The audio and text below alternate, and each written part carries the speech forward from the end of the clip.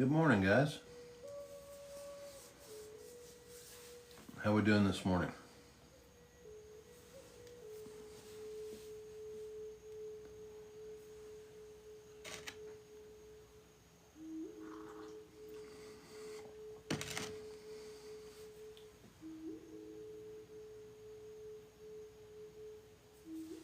See a few people starting to show up. Hope you guys are doing well today. Excuse me. I think today I haven't napped for a few days, and just looking over some of the stuff here that I'd like to go through. And this is a tough piece of Texas rock. I think I'm going to biface this. I haven't been on in a few days. We had some really bad weather at the end of the last week, and then yesterday I was in really poor shape. I could not hardly get out of bed. So today I'm doing a little bit better and felt like I could at least nap for a little while. So I think we're going to work on this to start off a little bit.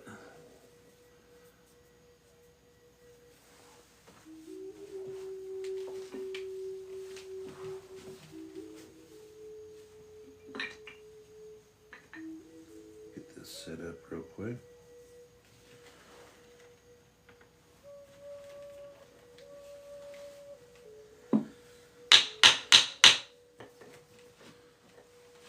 Hey, Don, good morning. I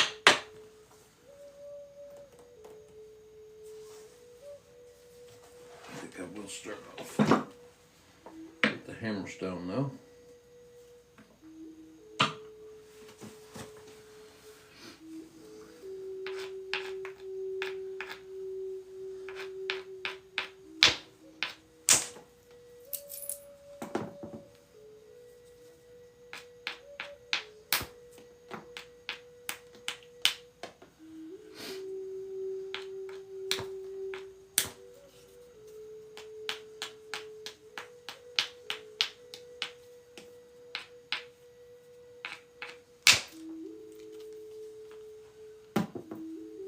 Hey, good morning, Blake. How you doing, man? Haven't heard from you in a while.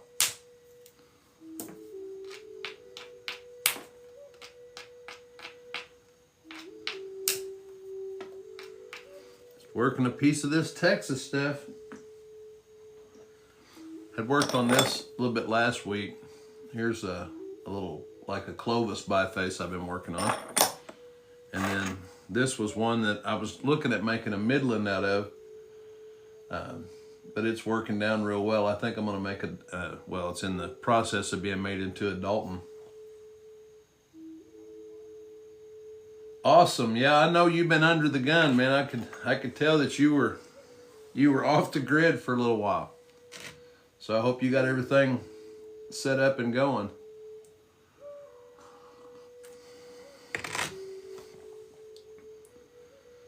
All right, let's see here. No, but I've gotten some other material. I had another follower that wants to remain.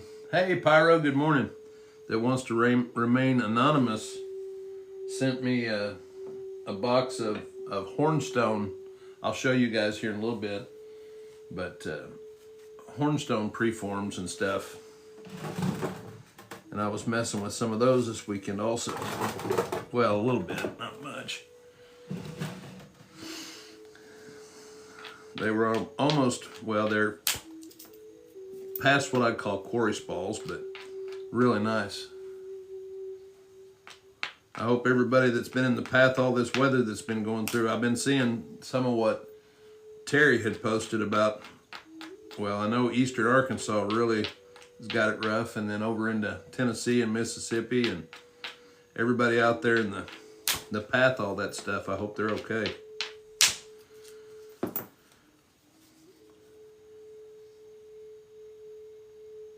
That's right, Justin.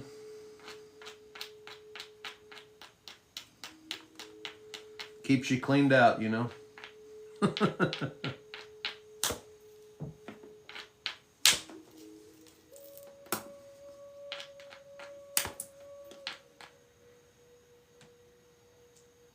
Yeah, no kidding. I know that. Well, you've been getting it down there too. You know, that's where all of it's starting up at. Is, you know, I mean, heck, there was snow not too far north of where you're at. I don't know how much of it made it to the ground, but we had flurries here.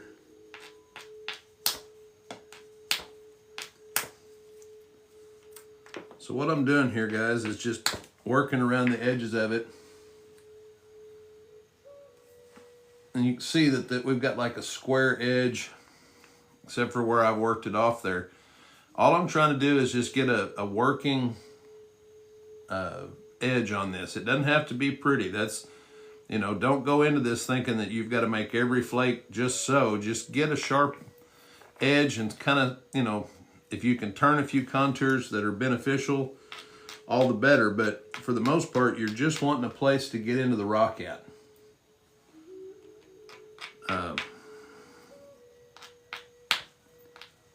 You know, that's what will set up, you know, all of your big removals, is having your contours and your angles set. See, just little flakes like that, I'm just kind of turning that to where when I take this flake this way, I've got the angle to do it with. But just get a nice working serpentine or zigzag edge. Hey, good morning, Skitty.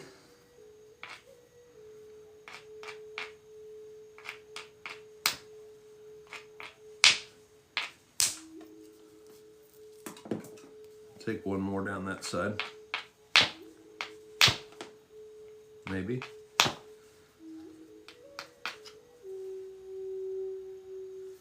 And I'll go a little bit higher up on the face. Sometimes I crush that and there's a little bit of an underhang or an overhang there. Yeah. Okay, that's rounding out on me. Okay. So sometimes, now I might be able to get a flake right here. I'm going to try it with the punch, but sometimes when you're doing this, and this area right here, you can see where I struck that, right underneath it, it kind of gave way and crumbled.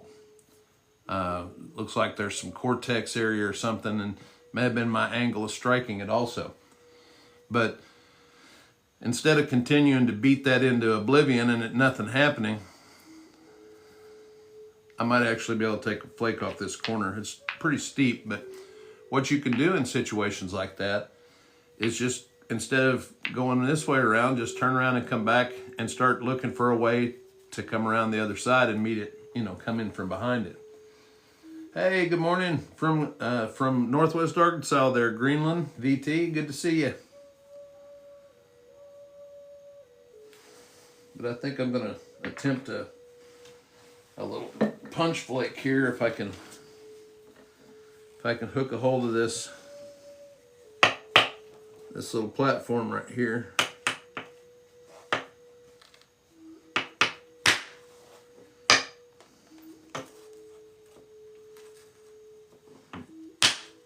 Try one back that way and then another one.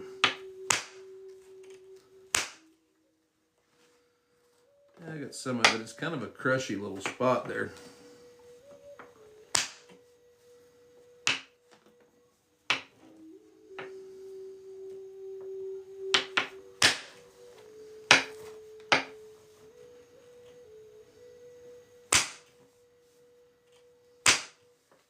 No, we're gonna have to go around the other way. It's all right. I kind of figured we would, but you can see how shattered and junked up that is now. Not one of my finest moments there, but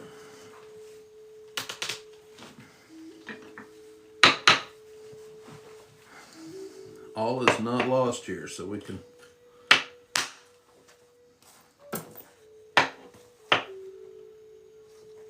More of a hammerstone type platform there, a little higher up.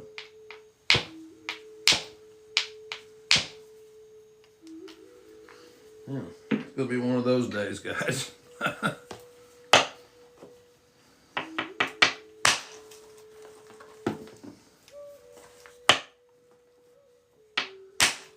Yep, there was that seam.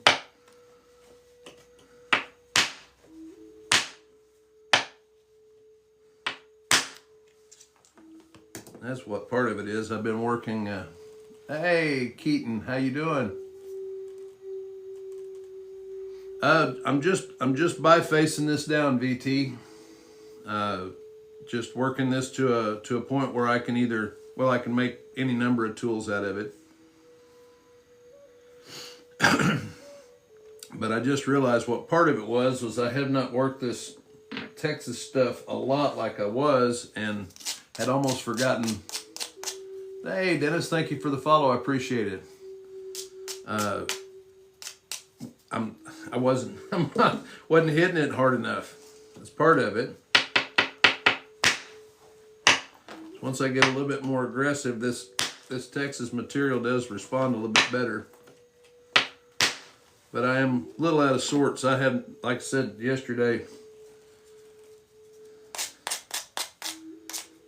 was not a fantastic day for me.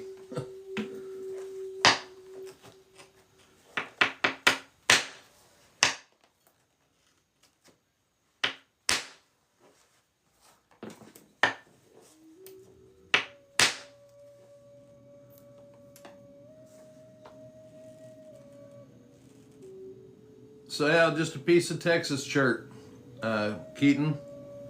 This is a tough piece right here. This one would probably benefit from some heat, but you know, I've been working most of this stuff raw, so that's the way I'm gonna continue to.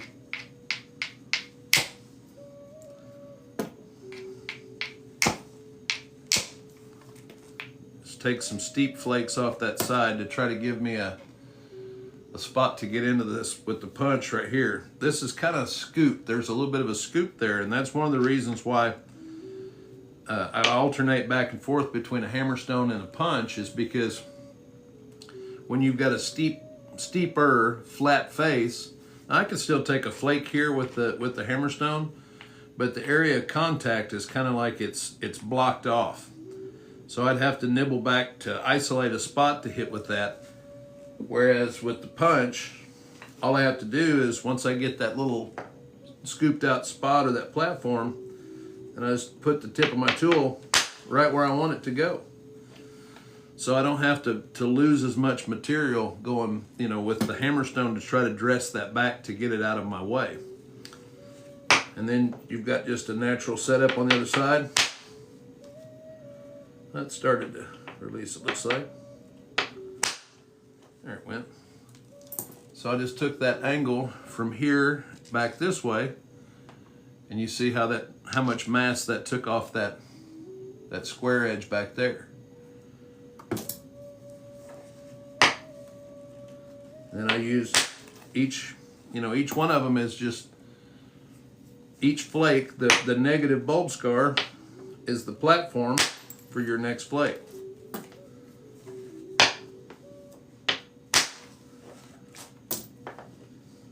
Sometimes I'll take two. Now I'm going to take one straight down here.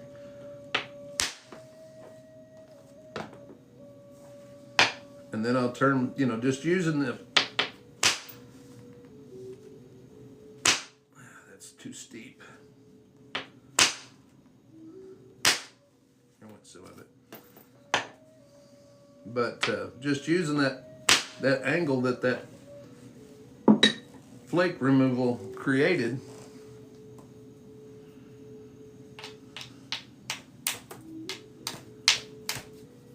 I should have warmed up a little bit today before I started, because I am definitely, hey Bill, good morning. Out of sorts this morning.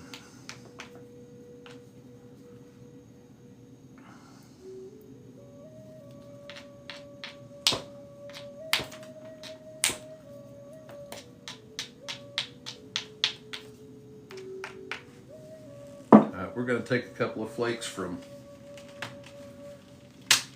my punch is kind of turning.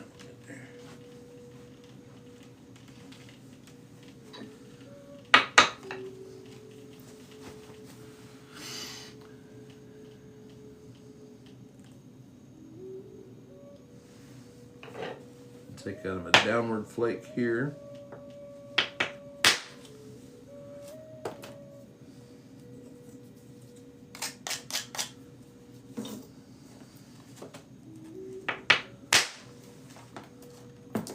See, I took that, I was getting to a point where it was getting kind of steep, and we're almost back around to where, oh yeah, there'll be a Clovis in that one for sure. This material, that's another one of those bifaces that I made from it. It just wants to be a Clovis. That's what it screams to me. I love the way that this stuff, it's just a tough, consistent material for the most part. So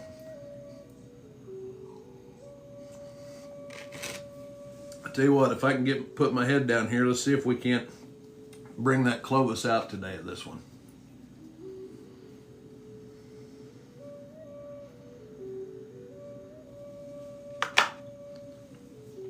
Now see, right where I want to hit, you see that little anomaly or a little imperfection? There's like a little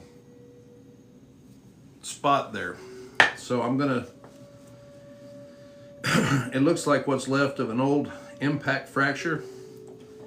It's probably gonna break some of that off, but I'm gonna try to angle that where I can use that flake that's coming off.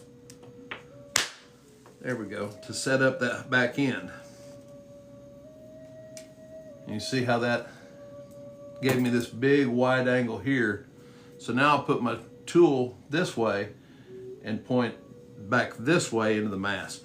You want to make sure that you keep, like a lot of guys will lay this flat, and if you see that angle, if you're hitting down on this, you're getting a flake that cuts this way. But if you turn that piece and tilt it, then your flake comes off and it clears out ahead of where you're working to. You see how tilted up I had that? I had that set like, well, not quite that much, about like that, and you see the flake that it took. Now I've got one coming back this way, this way here.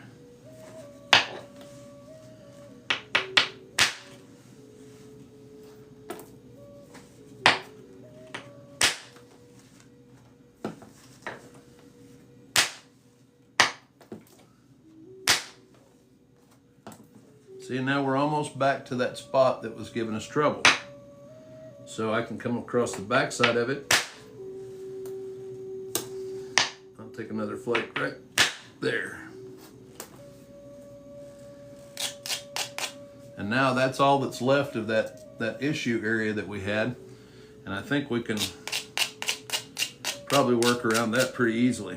So now what you're doing, we've got one more spot over here that's a little bit thick. Well, thank you, Bill. I appreciate it. I mean, and I don't mean this to sound, but once you spend, the more time you spend with it, the easier it is. It's not, it just, I don't know how to explain it.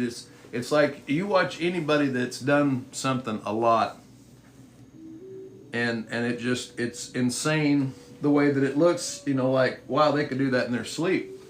Because they've done it so much, If you've ever done any kind of factory work, I did a lot of factory work when I was younger, and we produced machined aluminum wheels, and there were the people that we called deburrs, and they had little air-driven Dremels with little deburring tools, and after these wheels would go through the machining process, they had to do, all the deburring on the down machine side of these things, and you'd watch these people, and they were on a particular line or wheel style, and they'd get into a rhythm, and they could do stuff.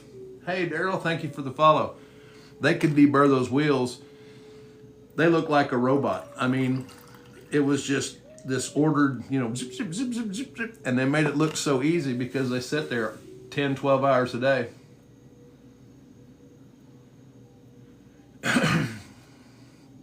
Yeah, Happy Swag. Hold on just a second. I'll kind of explain it a little bit better. Now, are you talking about?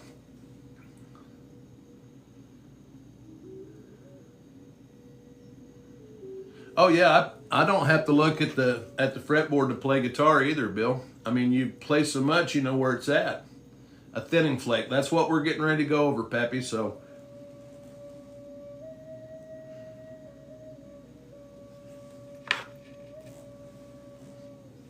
Now, guys, I'll kind of, this is the way that I reduce material. I realize there's a lot of folks that do it differently. They try to take the bigger spall flakes early. For me, if I'm trying to get the maximum size point out of, you body slammed your, now, I don't know where you're going with this, Pappy. That sounds like the discussion for another thing or something. I don't know. But no, if you're trying to take off initial spall flakes, what you're going to end up with is a piece that a lot of times the contours aren't going to be right, and you're not going to be able to utilize all that material. If you're going for a larger piece, which for me in my area, this would be an average, well, not average, this would be a good sized piece of material. Now, what we have here is Reed Springs and Burlington, but if I was picking stuff up out of the creek, this would be a good piece. Not big, but so what I'm trying to do is get as big a piece out of the center of it as I can. This is not really the type of rock that I would look at spalling it off. Well, when I notch, Keaton, now this is going to be a Clovis, but when I notch, typically,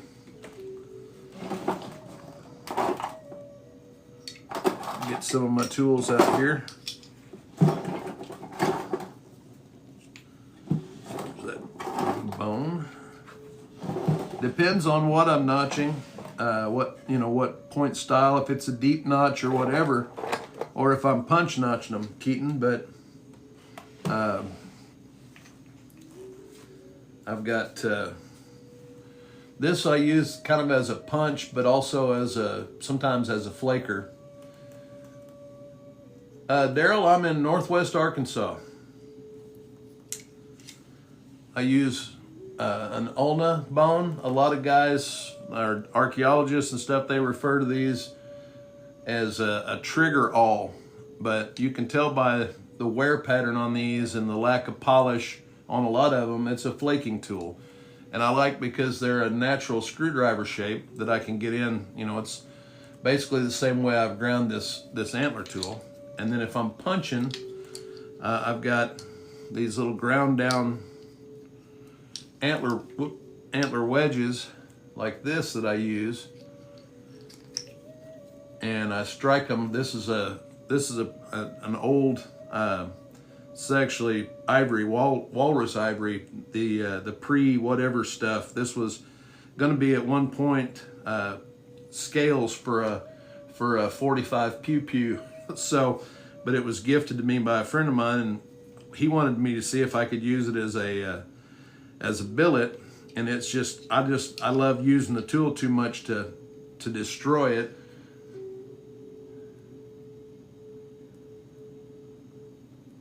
Found a trigger awl.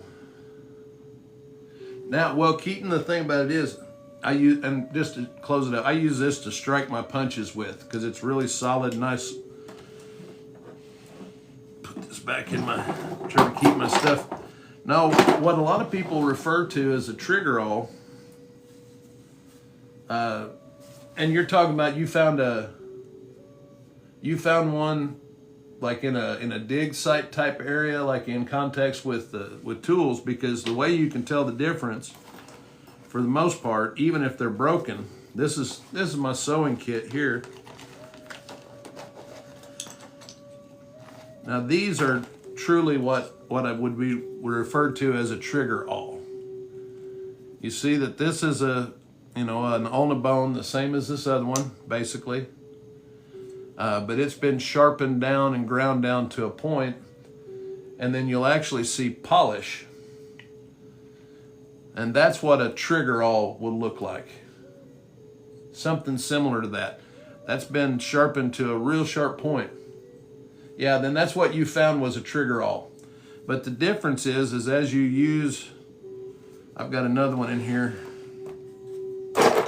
Here's one that's getting worn down even more. Now I've ground it. This was a bigger ulna, but it just develops a different wear pattern on it. These trigger awls will be polished and sharp most of the time. Yes, Clan of the Cave Bear is one of my favorite books. Well, the whole series, the Valley of the Horses and all of the other books. I've not read through all of them, but fantastic literature, Darcy. Thank you. That's actually, for those of you that are familiar with the Ear of Corn Society, which is a kind of a club, so to speak, or a group of flint nappers. That's my Ooga Booga name. My name for the group, excuse me, is Cave Bear. So for that very reason, Rob, good morning. Traveling Nomad, good morning. So anyway, guys, thank you for letting me. It's gonna be one of those days. I'm just telling you, I'm all out of sorts.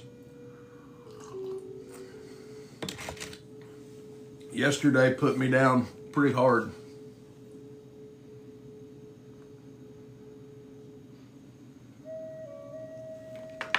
Now I was going to let everybody know I sent Todd was our Colby Nickens said, well, hello.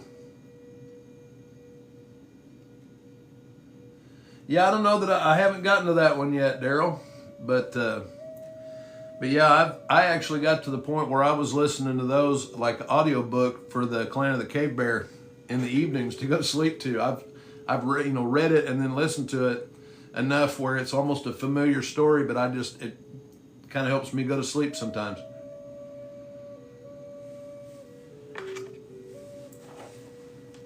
But anyway, no, I gave away the snake. If you guys were in here, that little Comanche symbol looking snake to Todd. I don't think Todd's in here this morning, but he was the subscriber winner for the month. And I'm giving this one away in the first part of May to one of my active subscribers. You just have to subscribe to the channel, and this is as a thank you to you guys. So if you want to be eligible for this, all you have to do is be an active subscriber for this month, for the month of April. And at the 1st of May, when I draw for that, then you'll be in the drawing. And I've got the bag here with all of my active subscribers' names in it, and we'll draw it live on. And you don't have to be present to win. So if I draw your name, then I'll contact you and get your information and send it to you at my cost. So just as a thank you to you guys. All right. We got any more questions, guys? I mean, I don't hope I didn't jump over somebody there, or didn't ignore one. I usually try to answer as many as I can. All right, Pappy, I know you were asking about thinning flakes and the angle. What I try to do depends on what you're using. If you're using indirect like this, typically what I do, when you guys see me, if you see me flute with a setup like this, and I'm tilting it up and down as I tap it, you can feel the way that energy is going from this into this rock. If I'm up on top of it too much, I can feel it in my finger. It's dipping it this way. But as I tilt this, that force wave goes farther and farther, and when I can feel it, you can see how that sets in the cradle of my hand, and it directly across from where I want that flake to go, that's where that support is at in my hand. And I want to feel that tap, tap, tap right here in my hand. If you're feeling it here in your finger, that means it's this much too much. I mean, the angle is down too much, if that makes sense. So when you're hitting it this way, but as I turn this way, see how my hand starts going back this way? I'm hitting down and it's vibrating down, but as I go, see how my hand, as I tilt that, starts to rebound. Well, what that is that's that force going into that rock and hitting that support. So when I set that up against the tool and I'm pressing against that and I'm putting the support right here along this back edge, then when you take a flake, that flake wants to run to that support. Now I thought that one might roll over. Looks like my angle was just a little shallow. If I'd have been a little deeper, that probably would have run over the top of that and taken out part of that problem that we have there. Don, thank you for the follow. I appreciate it. But so anytime that you're trying to thin a piece out, first of all, you don't want to thin the middle before you thin the ends. And I see a lot of guys do it. You know, they'll take a big flake right here in the center and they'll make it thin this way. See, this one already is, you know, we want narrow or thin on the base and the tip and thicker in the center. And you want it that way from any way you look at it. That's your convexity. That's what's going to help your flakes run farther. So as you're contouring this piece, you look, okay, right here we've got a lowered area and it's towards the back of this piece, so we can take off a lot of this mass. I don't want to go right directly into the center of that. If you do, then you're going to make it more difficult. It's not impossible, but it makes it a lot more likely that you're going to break the piece. So again, trying to run that out there, take off some of that mass, I'm going to seat the tool up there. I don't like that where it's sitting though. A little sharp. Going to seat that tool up against there. Now, see where that support was in my hand? And how it went right across the top of that, right towards where I was supporting it. And you see how much mass that flake right there took off. And then we've got an area right next to it that's got more mass, and that's another one of our little zigzags. You can see that was just from the initial turning of that piece.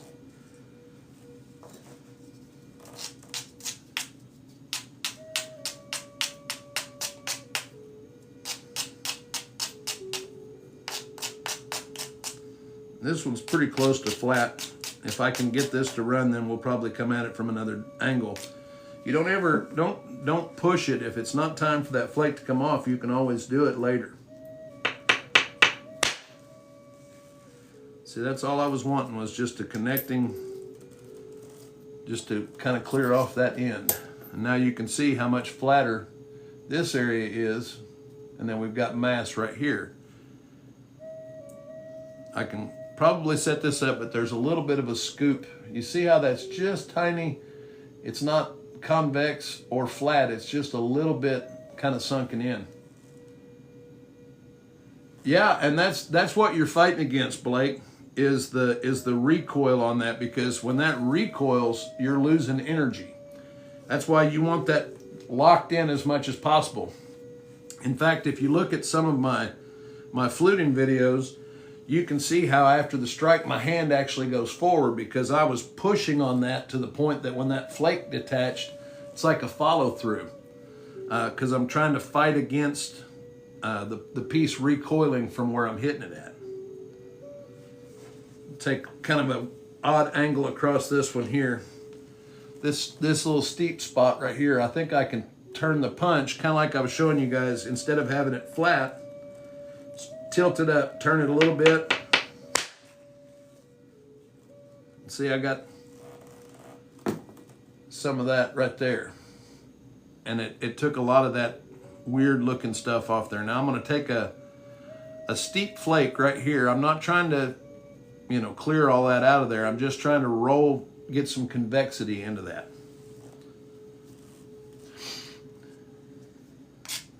Yeah, Blake, that's one of the reasons why I said it's helped me since I started going live and being able to see more recording, more video of myself, because it's just like, like I said, golfers, they film their swing from every conceivable angle. Oh, I dropped my elbow there too much, or oh, my hips turned too quick. Well, it's the same thing with flint knapping.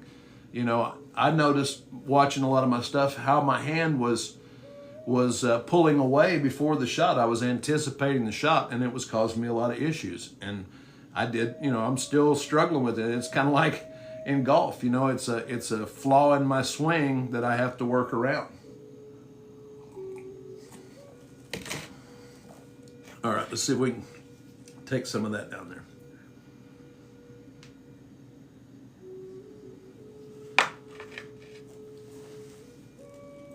Now, high angle, you see how I've got that set? I'm not trying to drive a flake in there. I just want one that's going to roll along this edge and take as much of that out as I can get.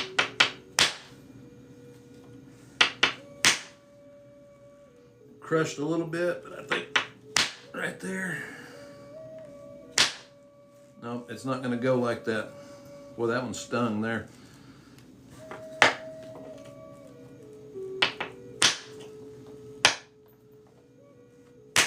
Adjust that angle just a little bit and see if we can get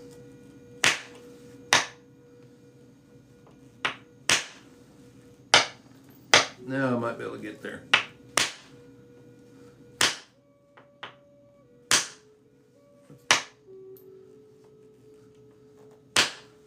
And that does not want to go.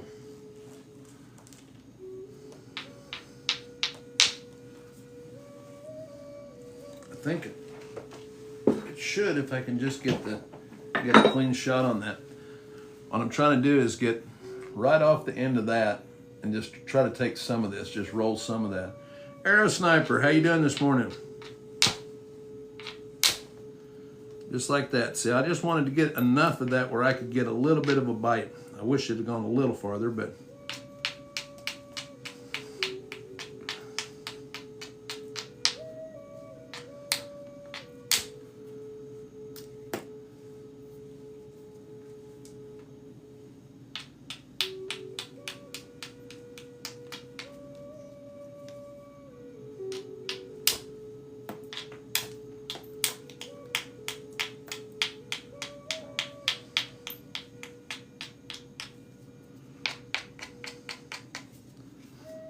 we've got this mass over here, and you can see how that flake stopped short.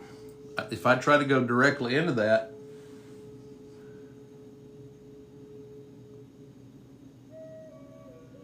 Keaton, I haven't. I made a Pertinalis, which is a similar complex, but I haven't actually made a Montel.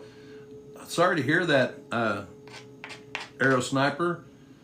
Were you trying to pull off some kind of a spectacular shot, or just kind of a freak deal? Keaton, I'll tell you though, if you like that point style and you like these kind of tools, check out Marty Reuter Flint Knapping Tips. It's Flint Knapping Tips, all one word, on YouTube, and he's got 3 or 4 videos that are as good as anything you're going to see on making I think he makes a Montel, and I think there's another one where he does a Pedernales. And second to none, Marty was really my inspiration to pick up these tools. So that would, if you like that point style, that would definitely be somebody to check out. Well, any point style for that matter. It's called Flint Knapping Tips, all one word. And his name is Marty Reuter. And like I said, Marty is unbelievable.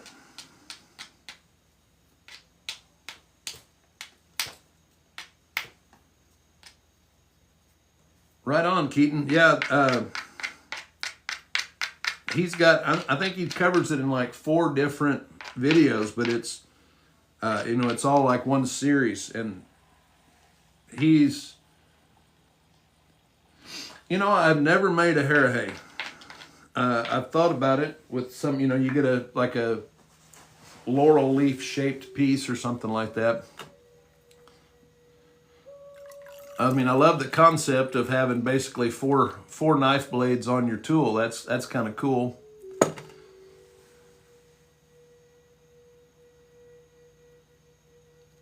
Oh yeah, that'll get you, Arrow Sniper. Hey Eric, my name's Aaron Wagaman. We've met before. Now I didn't make it this last year, but at Bodark, I always set up right there next to Jim Redfern.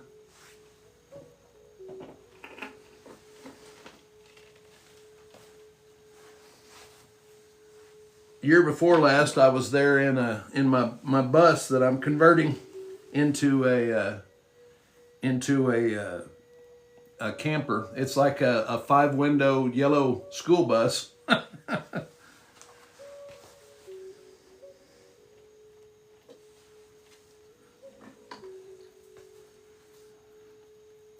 Yeah, you were set up, if I remember correctly, the last time was right there as you come into the campground, kind of where the registration. You were over there near where that and the bow making, weren't you?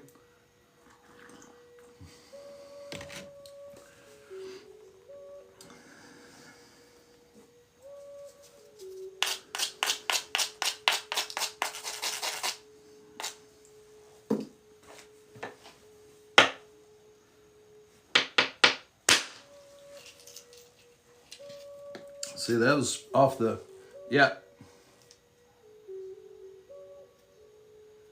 Yeah, I saw that you guys were down there at Caddo Ridge. I got to make it down there this year. I've just, the yellow short bus, that's right, honey. That's my wife there, guys, so, you know.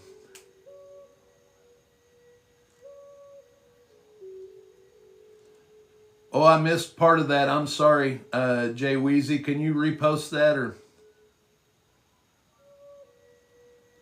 Bill, it's really not. I mean, other than if you're trying to reproduce a point style, you're paying attention to flaking patterns and, you know, the material you're using and all that. Whereas with,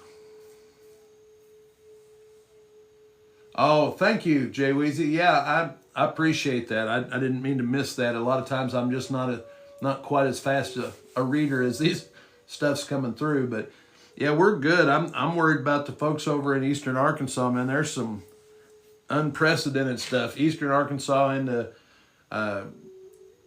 Tennessee, Mississippi. I mean, that area. Eric, I am in Northwest Arkansas. I'm actually, if you're familiar with the where Water Creek is, I'm about 2 hours to the west of, well, a little over 2 hours west of Water Creek. Yeah, I would imagine in that area there, Jay Weezy, that's some.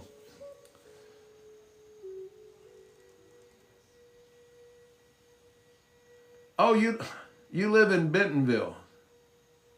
That is crazy.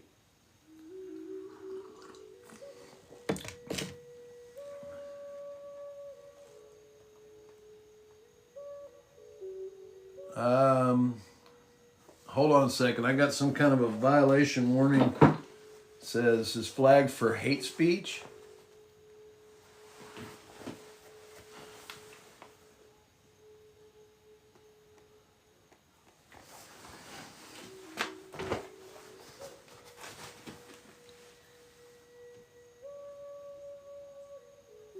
Well, I don't know what's going on there. I just got a notification that said I was a violation, so I can't imagine what it was. But yeah, Jay Weezy, I live in just north of Rogers. I live out in the Garfield Pea Ridge area.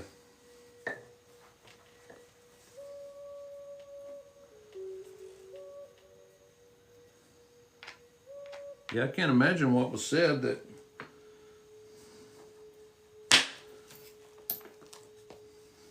I'll have to look that up and. Yeah, right on. Yeah, that's not too far. Like I said, that's probably, well, I can be at the four-way stop there up by the convenience stores and all that in about 10 minutes from my house. Yeah, that's what I'm thinking, Bryce. I was sitting here kind of going over in my mind what I said and what might have been taken that way. But if somebody reported me or something like that, if I've offended somebody, I apologize. I can't imagine what it was.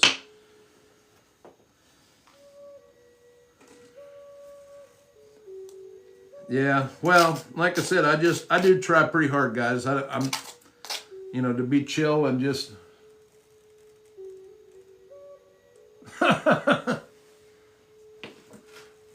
Wow, that's kind of crazy, Bryce.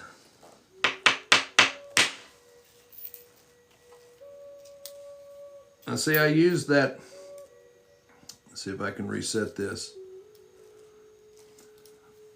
There was the platform that I had set off the tip of that, and there was just a slight ridge right here.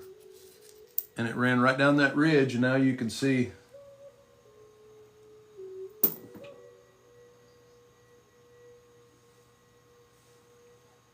Yeah, I'm not too far, Jay Weezy. Are you a flint napper or?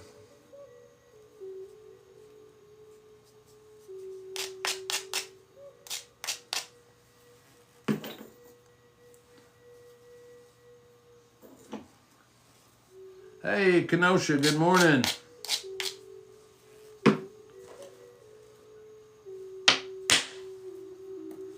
I shouldn't have tried that. I'm going to go back at this angle here.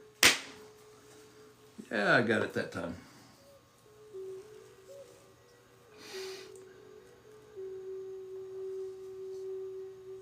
Yeah, that one would kind of catch me off guard too, Bryce.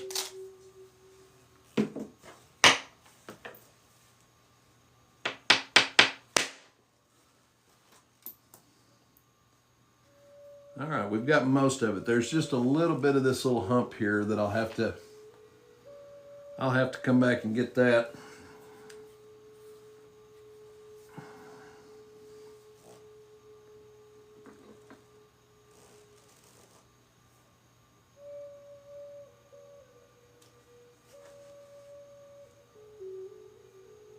Before you head to the pool.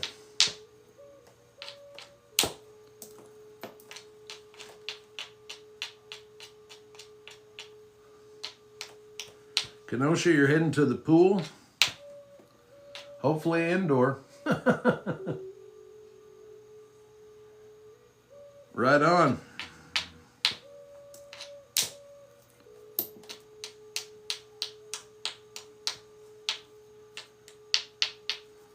Yeah, Jenny and I are talking about the hot tub. We're gonna, when we build the new house, there's definitely gonna be I think with my health issues, and well, she's got them too. She's got back and neck issues, so it's definitely going to be something that we invest in.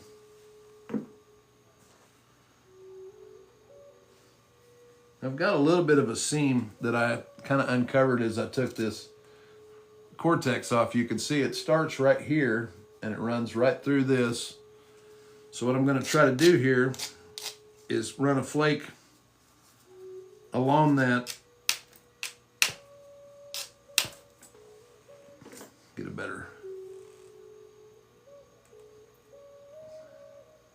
Yep, hot tub. That's right, hon. Absolutely, Kenosha. I love it. In the summer, once it gets nice around here, I have I call it swishing. And I get out and get about chest deep in the water. And once it's warm out, you know, the water's warm and here at the lake, and it takes a lot of pressure off my back and hips, and I'll sit out there and catch bluegills near the boat ramp or something, just to, I call it swishing.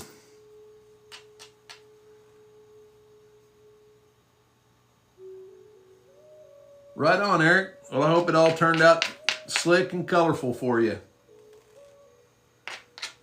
Thanks for stopping in. I hope to see you at one of the, this year I'm probably not going to make it to many events, but I'm thinking next year more than likely I'll be at a lot of them. So, but I don't know. We're just playing it by ear. We've got house plans going on and an elderly puppy, so that doesn't like it when Dad's not at home.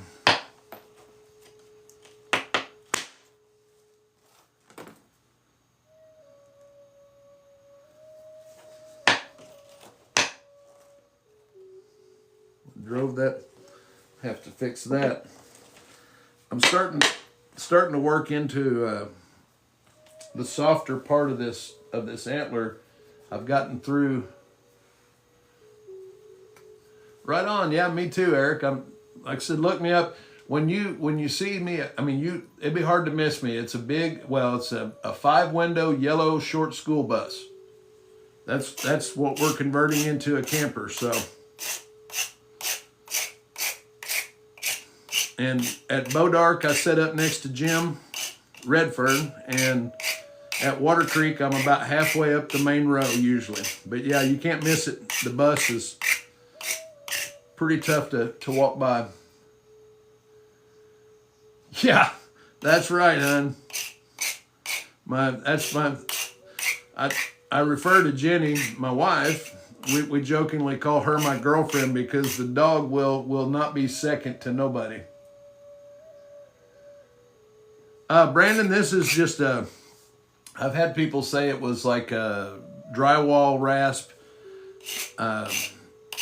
Whenever I get like really bad grooves and stuff, this is a lot faster than grinding it out on rocks. It's basically zigzag pattern, like bent back and forth hacksaw blades, and there's a rough side and a smooth side, and it'll really go through the material and smooth it out for you a lot quicker than doing it on a piece of sandstone. But that being said, whenever I get done with it, with that portion of it, I actually prefer to finish the dressing on something like this, because the grooves that are left in that, I like it to be a lot smoother. The only reason, typically, if it's not a big adjustment like that was, I'll use a rock because I like the texture.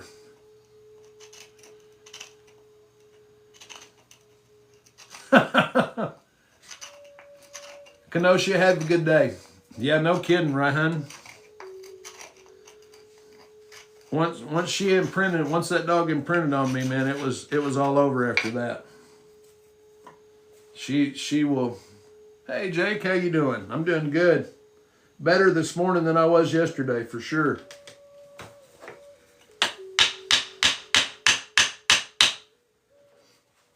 Alrighty. And you can see what we started with, we're got a little bit more of that crack right there to get rid of, but we haven't lost a lot of the size of the material. And that's the goal. And when we're making a Clovis, it's a fairly narrow point style, so we don't need a lot of this width, and that's where, to save the length, we need to start taking all of our thinning flakes that we can from the margins and not from the base or the tip.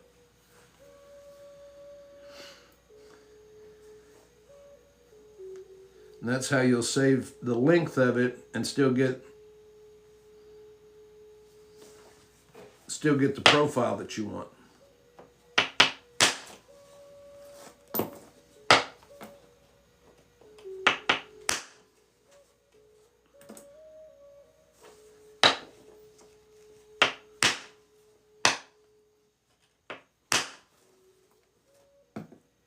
But this is tough Texas material for sure.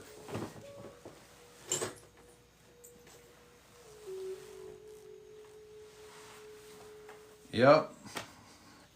Bill knows what we're talking about, hun.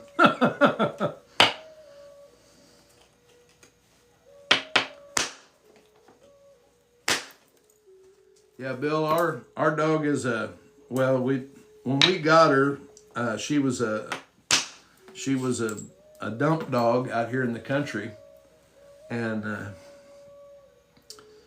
they guessed her age at that point between 1.5 years and 2.5, and we've had her going on 10 years, and she's a pit bull, and the sweetest, kindest, just lovable dog you've ever seen, unless you're not supposed to be here. But she is definitely a drama queen. Has to have her way. Knows the dinner schedule, the snack schedule, the go to bed schedule, and dictates most of that to us.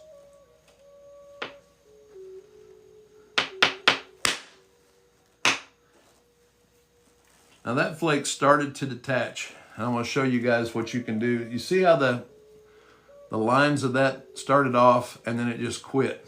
And it didn't break out. It looks like it's trying to right here. So what I try to do on stuff like that is put a little dust on the platform and put your tool right back on it and then hit it with a little bit more angle, and what you'll see is it just used it as a punch, because that's the way that flake was gonna, you can actually see where it dove up, see how it turned up at the end? But what I did was I used that punch in place, or that flake in place as a punch. Oh, thank you, Bevan, I appreciate it. But I used that, and then because of that, you can see this line right there between the two flakes, right here. And that's the signature of that being done. And I've seen it on artifacts as well, so on ancient artifacts. So, I mean, it's definitely, in some way, shape, or form, was done like that. Now, you can sometimes like put a flake back in place and do that. If it stops short. See, now I didn't take that off my length, I took it off kind of a margin. And that's what we're trying to, at this point, save as much length as we can.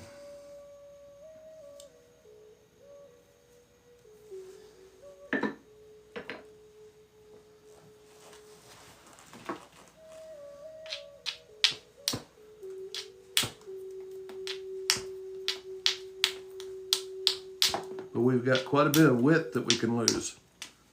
So we're going to use that width now that we've got kind of a nice working edge.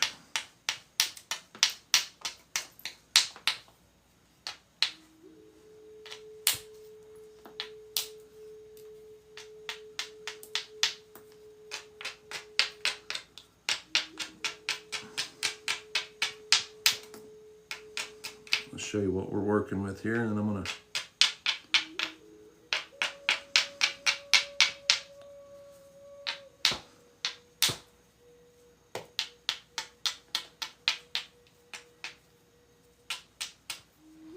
Well, Bevan, do you have any questions, or are you a flint knapper yourself, or just curious about the process? Hold on just a second here. Let me do the puzzle piece thing here. All right.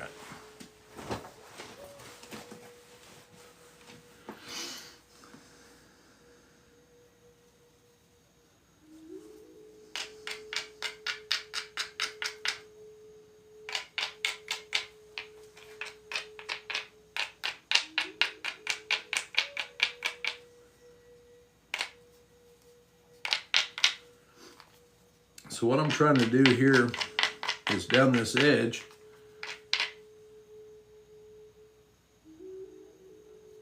well, awesome, Sam. Well, give me a follow. I do this. I'm really trying to. Chris, thank you for the follow. I appreciate it. I'm trying to come up with a little bit better schedule for me. I've got some limitations as far as my time. After my injury, I'm usually midday. I'm pretty well done, and I've got a lot of stuff going on around here. And through the winter and the cool months, I've been going live each weekday morning for a couple hours, and it really kind of cuts into the time that I'm, for lack of a better term, useful.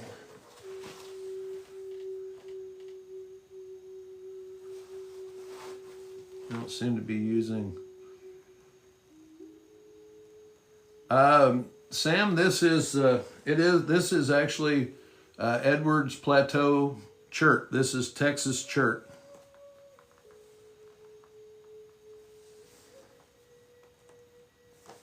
I think that I'm going to use a little bit bigger punch on these. I'm going to try to send out some really a little bit wider flake, wider initiation anyway.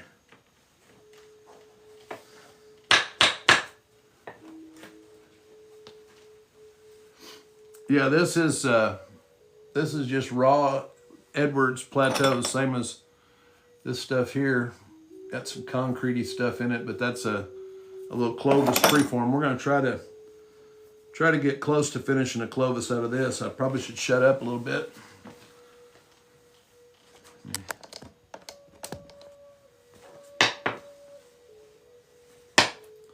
Now again, I'm coming in from the margins on this, not from the length. So that's tapering the end of that. Now,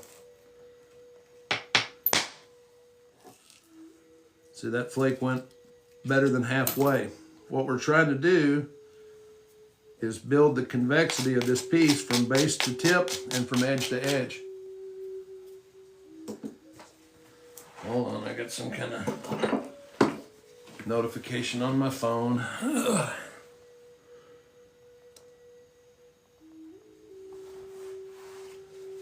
All right.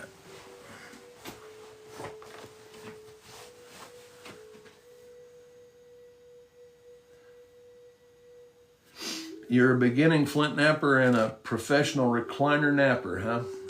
Well, I don't know. I can't really nap in a recliner, but you know, put me in the Tempur-Pedic bed, and I'm pretty good at it. John, good morning.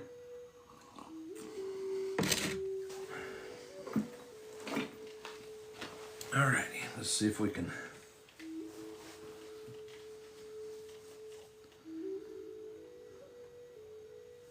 I think I can get this. Let's see this area right here. Now that ridge is a little off, so I'm actually going to push it at an angle.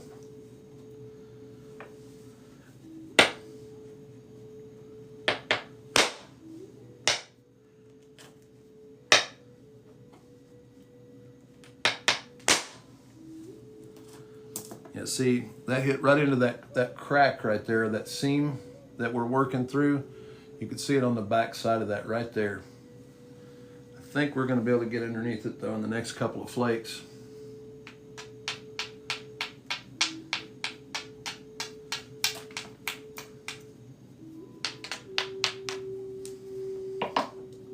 Let's take this one off the base here real quick. And again, that was at an angle up and from a margin, not directly on the side of the point.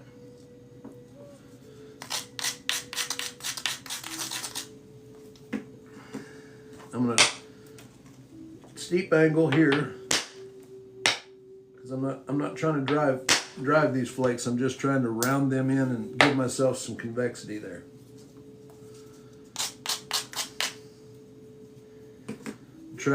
This one I'm going to try to shoot underneath that seam right there. I'm going to put, where'd I go? Right there, the tip of my tool, and I'm going to angle it this way.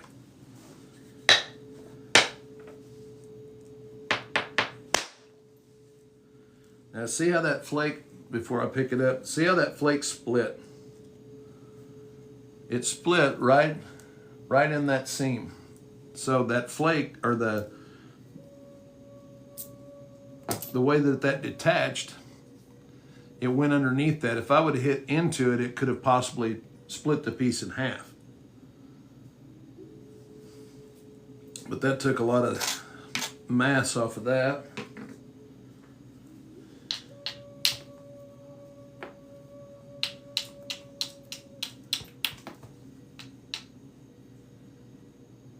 Hey, right on, Todd. You probably hadn't received your package yet, have you? So I was just telling everybody earlier, Todd was the winner of the March giveaway for the subscriber point. He's got a Comanche snake effigy point coming. And then this is going to be given away 1st of May to one of my followers, one of my subscribers. So if you want to be eligible for that, all you have to do is be an active subscriber during the month of April, and I'll put your name in the drawing. You don't have to be present to win, and I draw from all of my active subscribers for that month. So kind of a thank you to you guys for the support. I really do appreciate it. Well, it should get there for too long. You know, our postal service is second to none.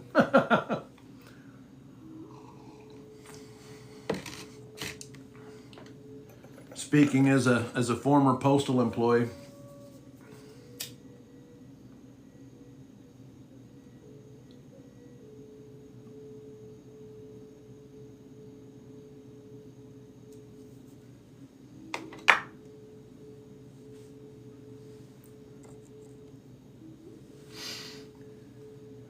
Hey, no worries, Todd. You have a good day and be careful.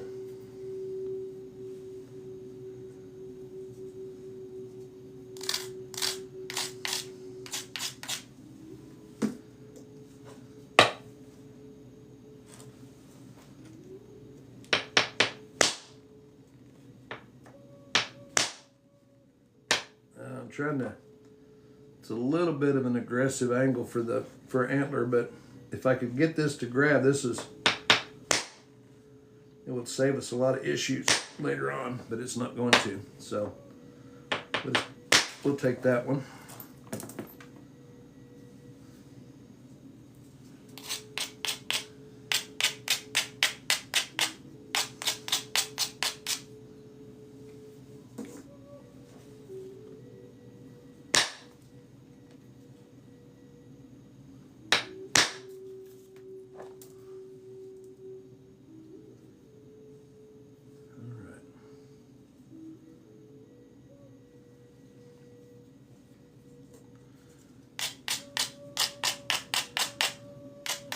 Take another series down this side since it's already beveled this way. It's a little bit undercut, but what I'm going to try to do is isolate this area right here just a little bit more.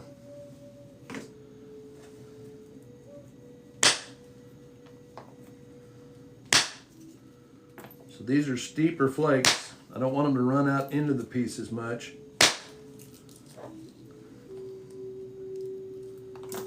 I got some of it. There it was. I needed to get some relief to the back side of that so I could get that off there.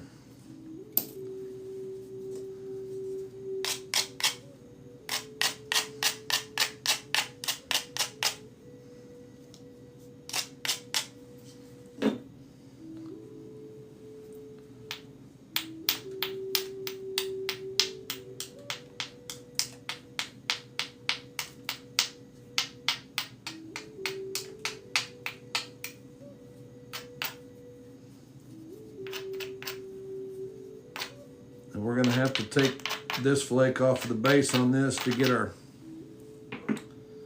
it's the only place that, that we've got an opportunity to get that mass right there. Later stages, I try to leave the ends alone so that I'm not removing too much of the length of the piece, because we've got more than enough width on this for a Clovis. It's just a matter of trying to keep it within a range where it's, would be correct. So we're doing really good right here.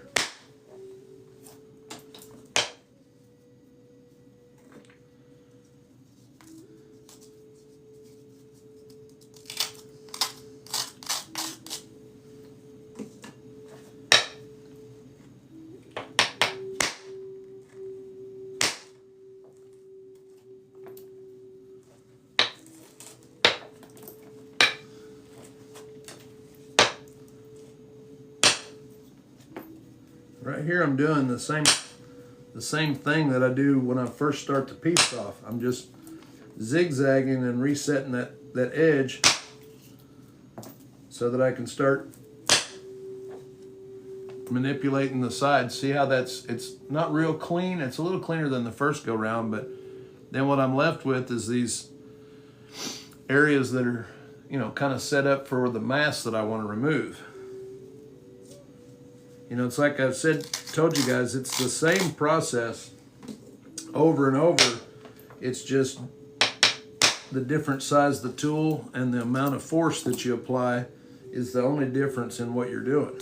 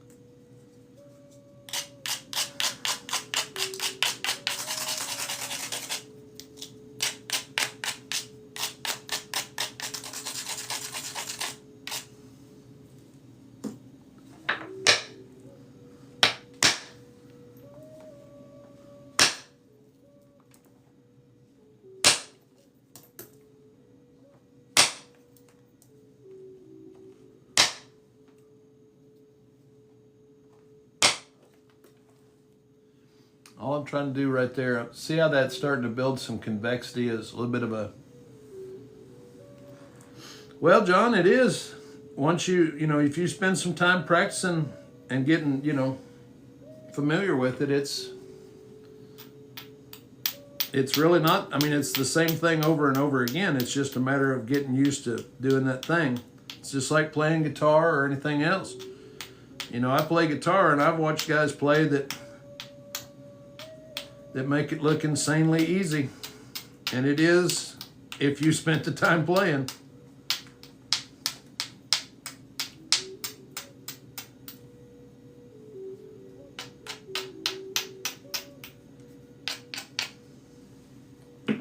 Let's switch down to that smaller punch diameter here. My punches are kind of getting worn out. I've got some more material to make some out of.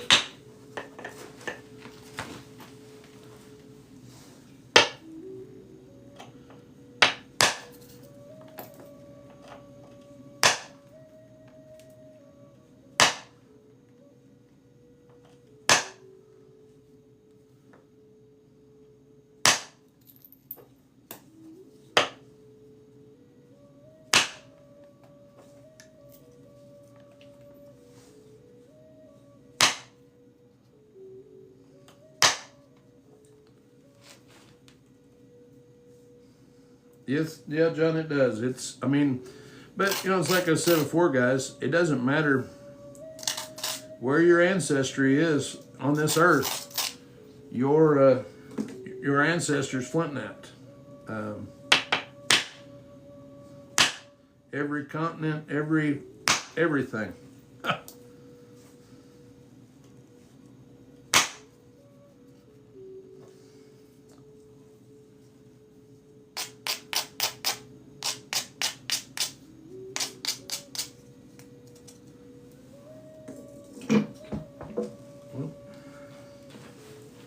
Sanding right there.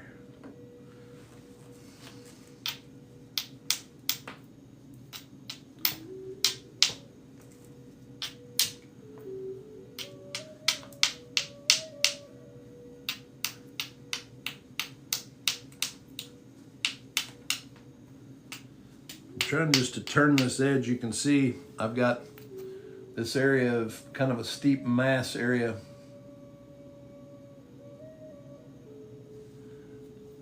Stonewalker, hey, how you doing? Yeah, John, I like direct percussion, but I use a lot of indirect because it's physically easier on me. If I spend, you know, a couple hours, because what it is, it's that follow through in your. Well, Keaton, we're down to this right here for yet. Inconsistent as ever. Well, what's going on there, Stonewalker?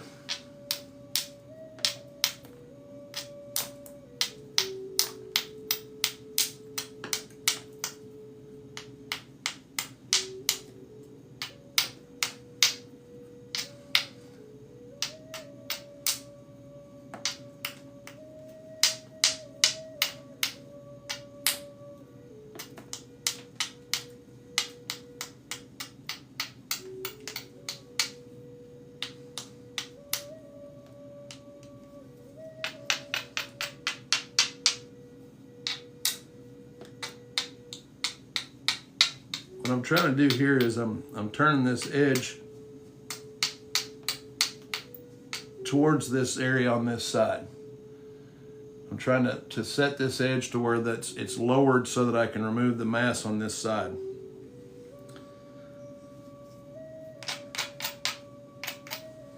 I may have to do a little bit of pressure flaking to set it up because I want to really set the profile with this next series of this side. So I want a little bit of extra thickness down here, and not a lot, but enough that when I'm fluting it, it's gonna, you know, it's not super thin in that area.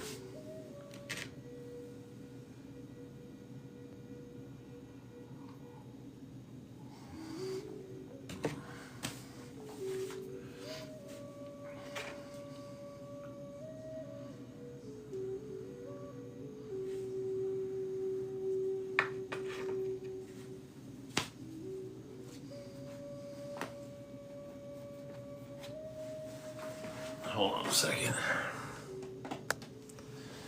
Guys, please don't send me the requests. Yeah, I could tell, John, that you were definitely making some improvements with it. Do you have any questions or any things that you're struggling with that you could use some help?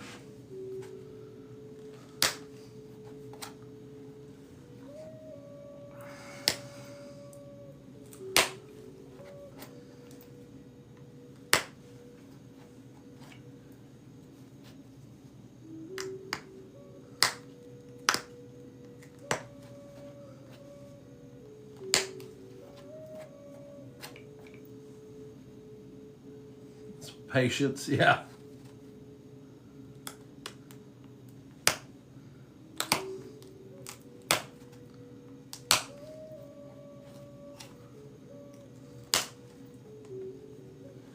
Patience is something that we could all use a little help with, I think, Stonewalker. I'd say that's probably one of the main reasons that I mess pieces up, is because I'm being impatient and trying to push a flake where it shouldn't. And then I end up putting some kind of issue.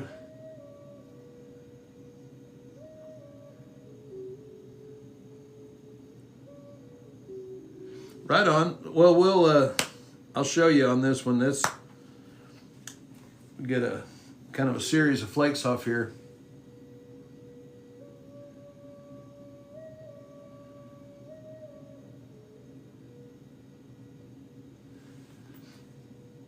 Yeah, pressure flaking for me, Stonewalker, is one of my least favorite deals because it's probably the most physically demanding on me, on my lower back and my hips, because the way that I'm trying to push those flakes off. And, well, Keaton, make sure to keep us informed if you find some cool stuff.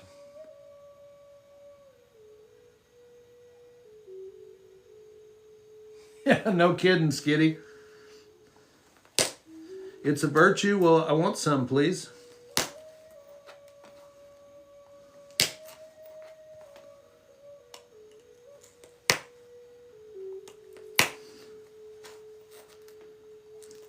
Yeah, we'll go over, John, just in just a second. Let me get this edge turned.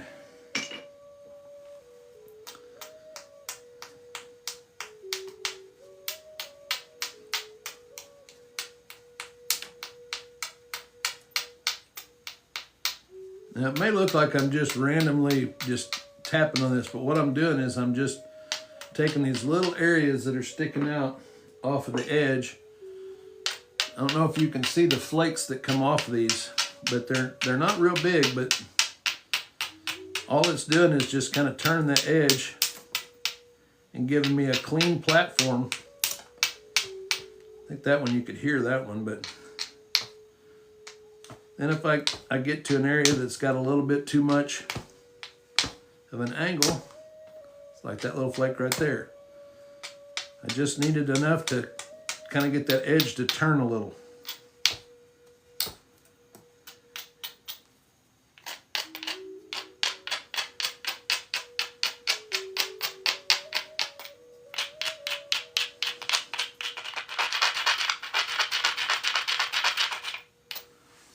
All right.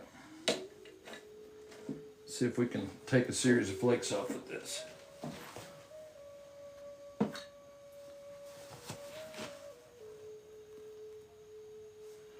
I don't know if it gives you a better edge, Stonewalker. I think that you can work off a little bit sharper edge than what you can with copper in some instances, but man, it's all about what you like using. First time I saw these tools being used, man, I knew right away that's the way I want to do it. El Shaddai, thank you for the follow. But to me, it's kind of like when you first time I heard blues or southern rock music, I knew that's really my favorite music to play. You know, that I love bluegrass, but when you connect with something, yeah, I can't. I mean, Stonewalker, I have used copper. I used copper for 20 years almost, and was just I didn't really work or practice at it, and I was, those that are in the chat here that know me or know of me, I guess now, I got injured on the job about 10 years ago and spent a lot of time, you know, flat on my back and watching YouTube videos, and I came across Marty Reuter using stone and bone tools, and that was it for me. It was like the first time I heard Stevie Ray Vaughan play Texas Flood. I was like, yep, that's what I want to do. So, you know, from that point on, like I said, almost 10 years ago, these have been my tools of choice. So,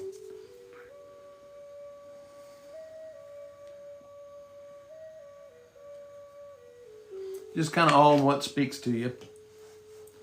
All right, John, if you're still here, this is when you're using this punch. Let me get a starter flake here. All right, when you put that up against there, you want to kind of tilt that platform in the plane that you want that flake to go. Yeah, he does some nice stuff. Lava Blades does, Stonewalker. You know, he works a lot of, well, the glass, obviously, Lava Blades, but I've worked Obsidian. It's not my favorite to work, but boy, it makes some beautiful stuff. We made one not too long ago out of a nice piece. Keaton, there's a video on my profile if you want to check it out. It's about a 4-minute long video, and it goes into how I've got this set up. And then if you've got more questions, you can message me. I'm on Facebook, Instagram, any of that stuff. If you've got questions, I'll be more than happy to answer anything I can. But when we put this up against the tip of there, and I'm tapping that, you'll see me kind of tap, tap. I'm feeling, you see how that finger is wrapped around there to put support where I want that to run. And that flake, it ran and trailed off, you know, in the direction of my support. Yep. Yeah, I've got one of those Stonewalker. I've got one of the kilns. I've not used it yet, but I bought one for that very reason. I wanted to try to make some little glass pieces to work just out of some pretty stuff. So, all right, now this was the flake that we just took off there, and I took a couple of spacer flakes, and now I'm going to take another flake right here.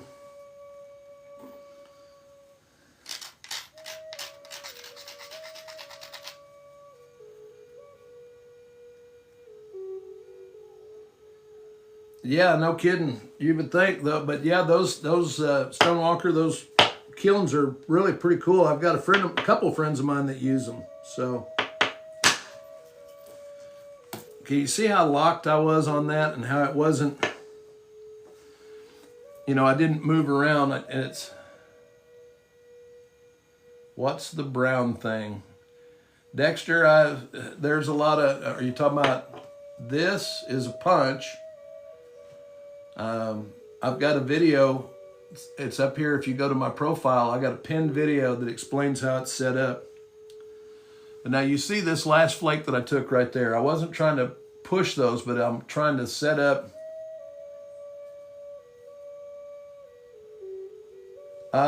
Depending on how far away you are from Nethers or from Roy Miller and all that, I think there's a lot of folks over there that have got the... Yeah, that's probably you've gotten a chew toy. This, like I said, I've got a video that explains all this. Just go right up here and it's pinned. But now that I've got this flake out and I've got this steep edge, I'm going to come back on this side, and just like when we were zigzagging, I'm going to use that negative spot right there, that little hook right in front of my finger, and I'm going to take a flake this way, kind of down and back.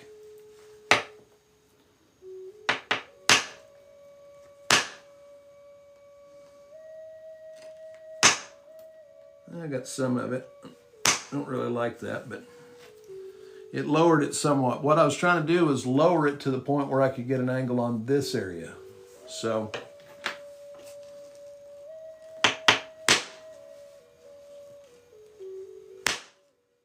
yeah, it's too steep there. So it's the same thing. It didn't work out that way. So I'm just basically doing that zigzag that I did earlier. It's the same thing again, you know, to isolate that spot.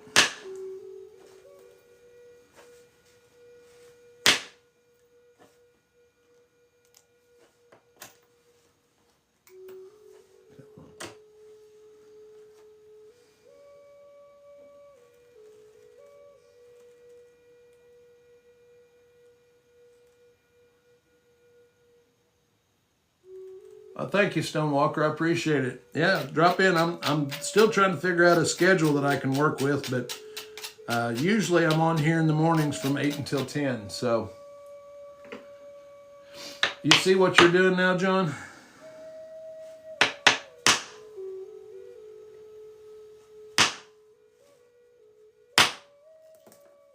There we go.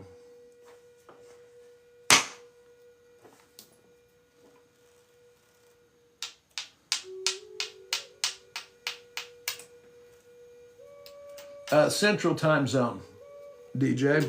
I'm in Northwest Arkansas, so Central Standard Time.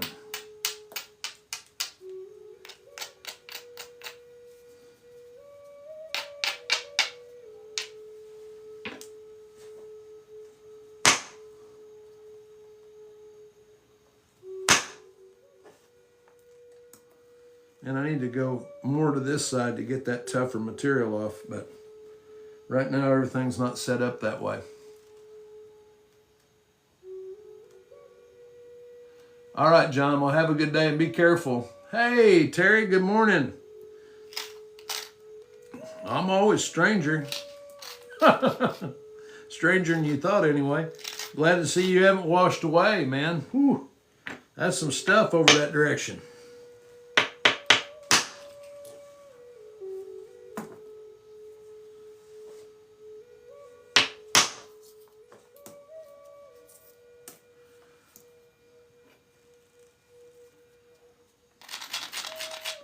Yeah, I've been going through it over here myself, not with the weather like you guys have, but, well, we had weather Friday, but man, yesterday I couldn't hardly even get out of bed. Feel better today, not 100% for sure.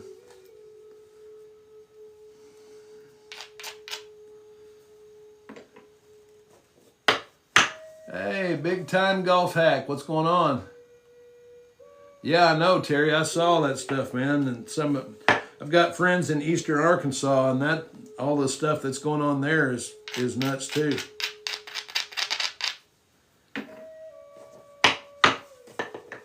All right, let's get a good series of flakes down this.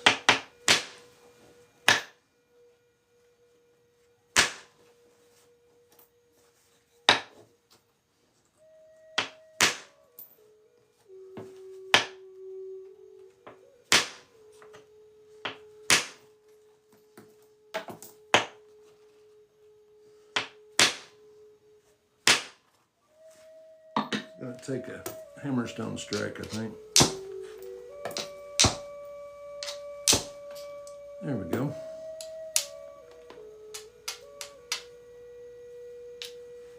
And I forget how tough. Yeah, no kidding, big time golf hack. I mean, we were fortunate here. We didn't get as much of the really bad stuff, but to the east in Eastern Arkansas, man, whoo.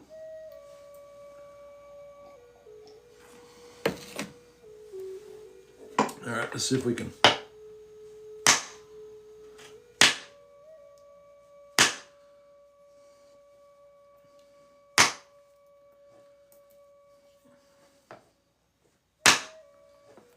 All right, see, I was just trying to get that lowered. I actually took a little bit too much off that, but I didn't want to bevel it quite that much down that way, but just trying to get this little low spot right here.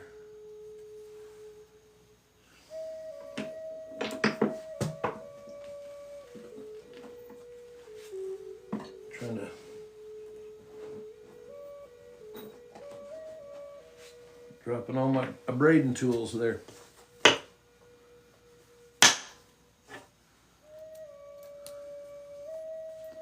All right, so now we can come back.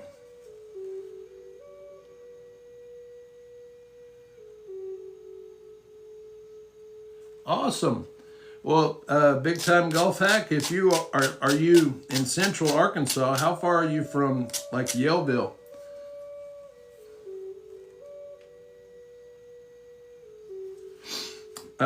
There is an event coming up at the 1st of May here in about 3 weeks called the Water Creek Nap-In that you should get your kids to. If you're trying to teach them flint napping, there'll be a bunch of people. Yeah, there'll be a bunch of people down there doing it. Look it up. It's a great time. It's one of my favorite events. Unfortunately, it looks like this year I'm not going to be going. And this is tough rock.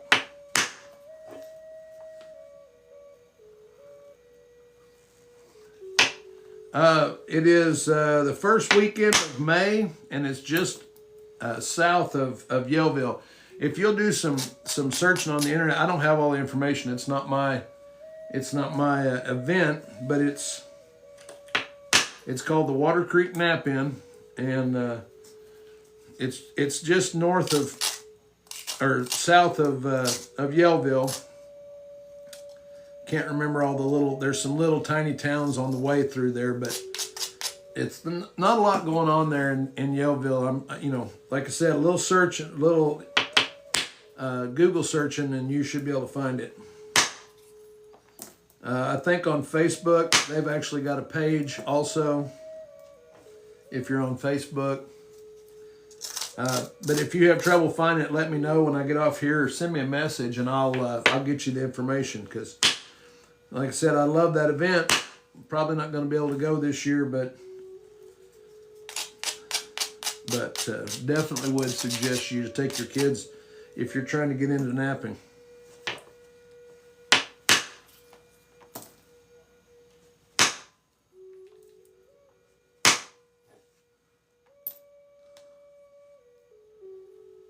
Oh, we're getting there. Got our tip fairly cleared out. This rougher material here, I'm hoping I can get it when I turn this edge and come back.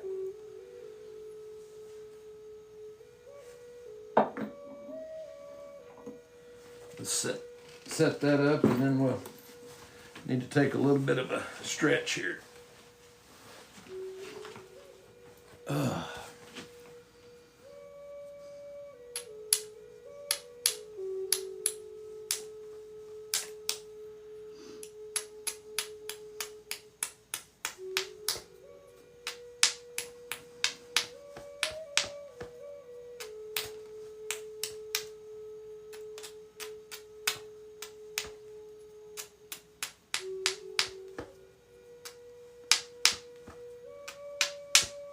Now here I'm not trying to take too much off. I'm just trying to turn that edge towards this face so that I can get, take some tool or some thinning flakes similar to what I got on this side. Got a couple of them that kind of hung up on me a little bit, but I think we can clean those up later on. It's just a matter of getting the right convexity. Because everything now on a Clovis, we've got it, it's a little thick yet right in here, but I like that extra mass back there because that's where so much of that force goes into it. When we,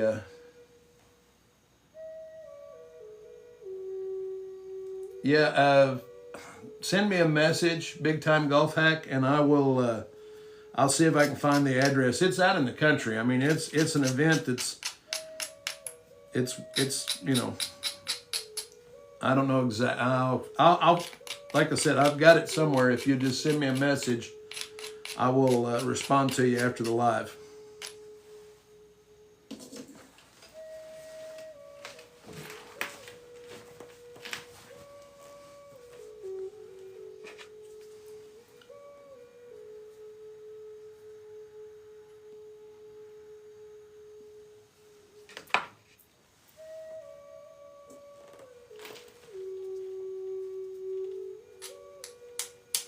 And that's a good event.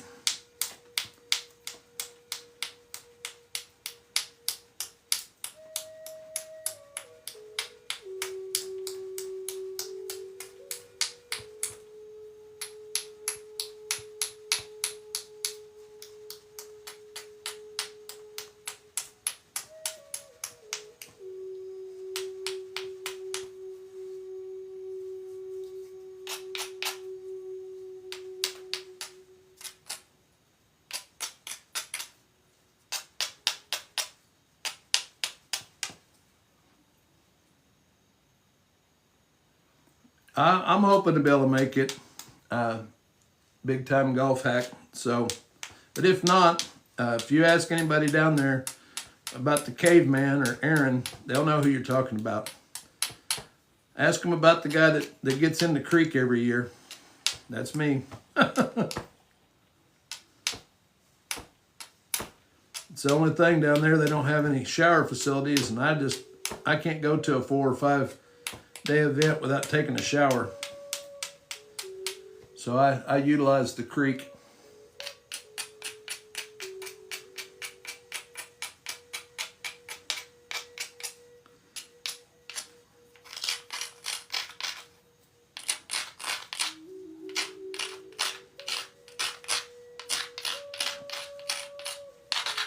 All right.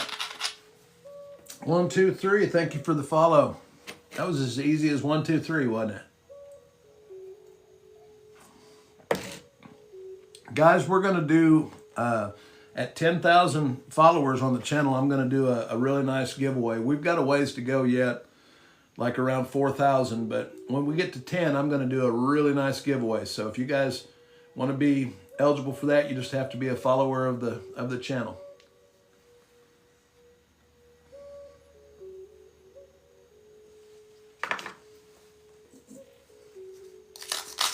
All right, right here, I've got this edge set up, and this is where all my mass is now, is on this side. This other one is fairly flattened off with this one little spot right here.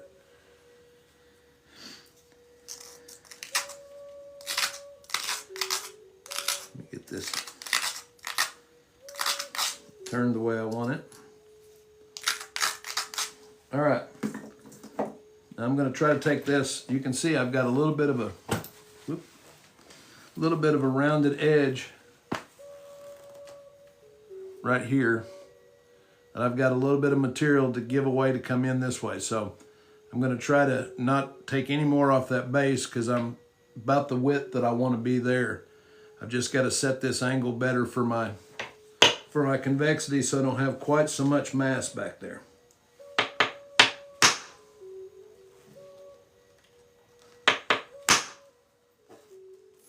Got some of it that way.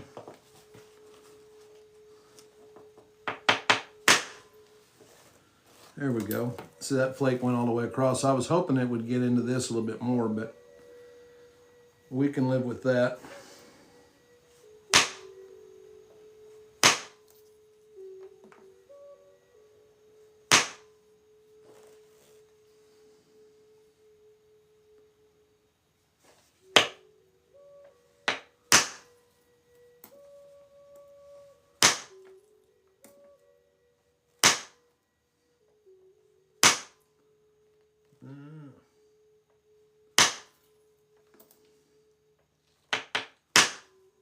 And that's a tough spot right there.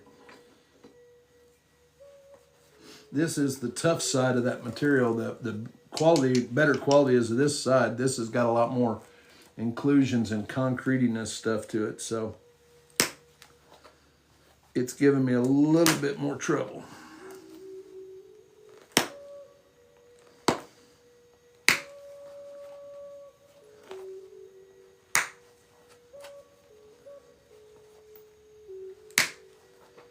Now see guys, what I'm doing right here is the same thing as we were doing earlier. All I did was, I'm zigzagging that, but instead of using the punch, I'm using this little tool right here. So I've got a platform set up right there with the mass in front of it. Now I may not take that one right away because I've got a couple of others here that I need to set up, but it's the same concept over and over again. I think I can get a little bit more off that tip.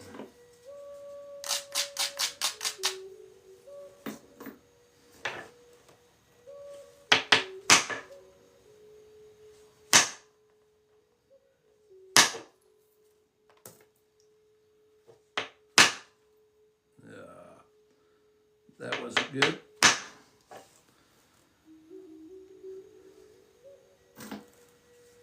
Had one go in there and crush. Yeah, Bob, I've been hurting quite a bit lately, and if it weren't for the coffee this morning, I probably would be sitting in my chair watching YouTube or something.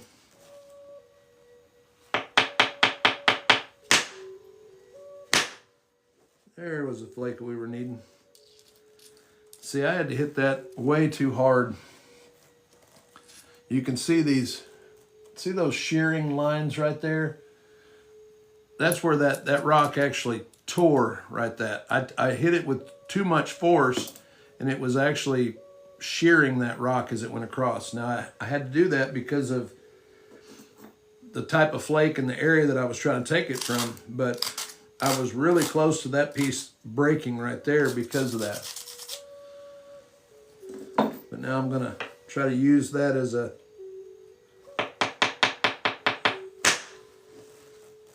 see, that one went right next to it.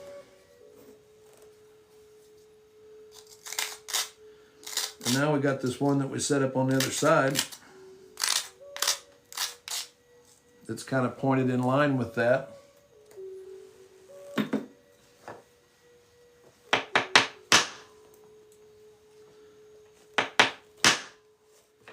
Come on.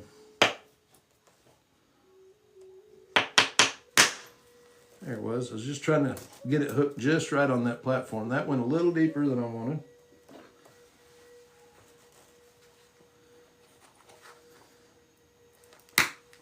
So I don't want to hit that next. See now, you see how that's stuck in there? Rock sticking in a bone.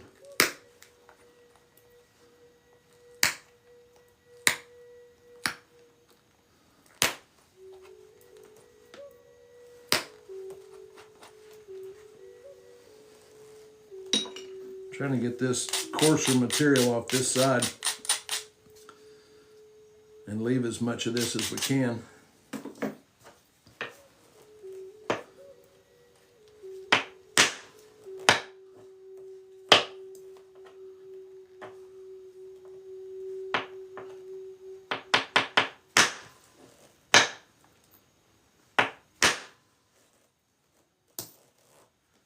All right, that one went right next to it.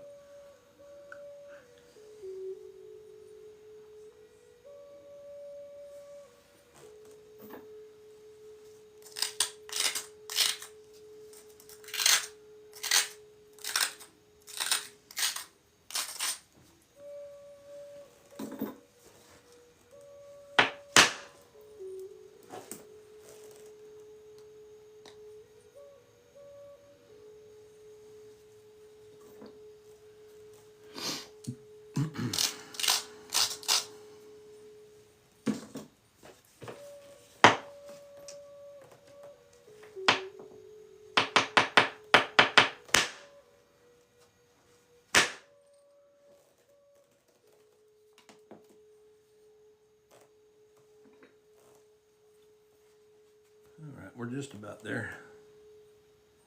Get a little bit more shape in there anyway. We're not going to finish it today for sure, but we'll have it ready to go for tomorrow. Now guys, those of you that are in here that are normal, or not normal, that are regular watchers, I'm trying to come up with a schedule that fits as many of you as possible. So is there a time during the day that I'm trying to do a couple of lives less a week, but still be available for everybody as much as possible.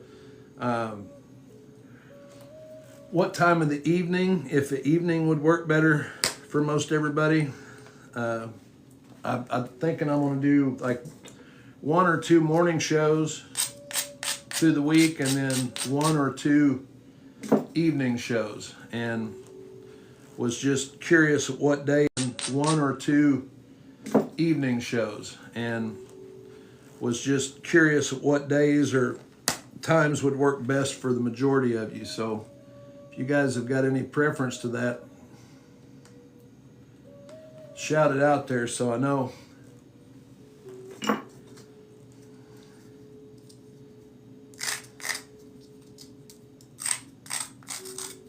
Or does it, I mean, do you like the schedule? Do you like, you know, having it at a certain time, or would it just be something where if I was going live at just whenever I took the opportunity, what would work best for everybody?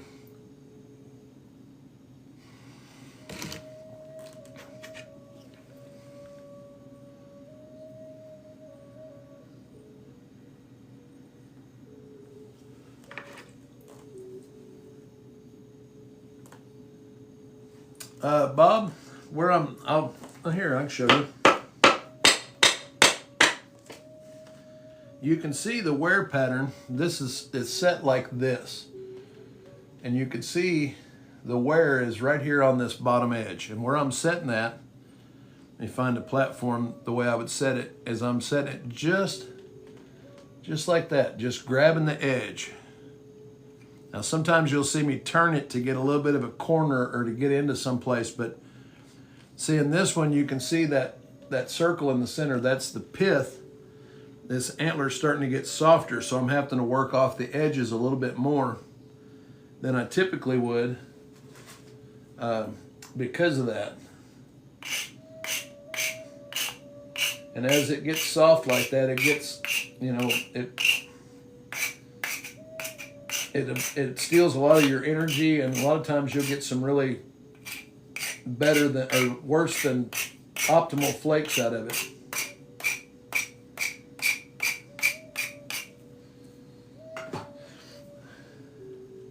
Absolutely.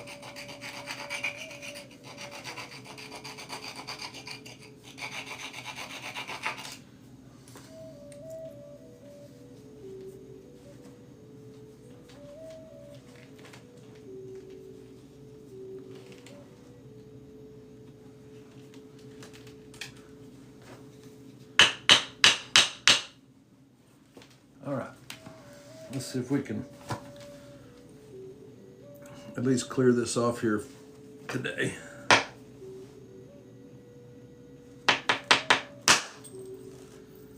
See, that was just one of those little up over the top of that, just following a ridge.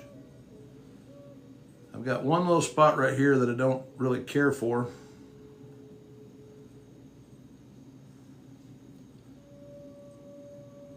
Trying to see where I want to take my first flake at, or flute at, and I'll start setting it up to that side.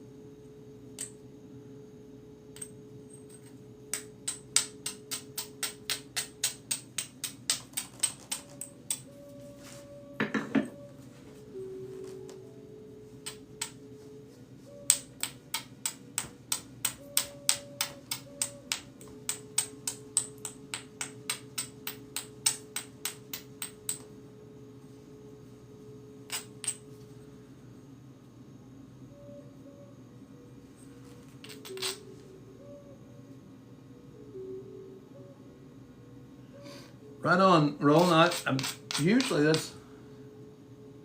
Well, I appreciate the input. Yeah, I'd like to make it to where, you know, you guys would at least have an idea when I was going to be live, and it not be something where you just randomly happen upon me. You know, if you're wanting to learn, or you're trying to learn and I can help you, then, I don't want you having to search around too much. So I'd like to come up with, once I figure out a schedule, make it a pretty set schedule.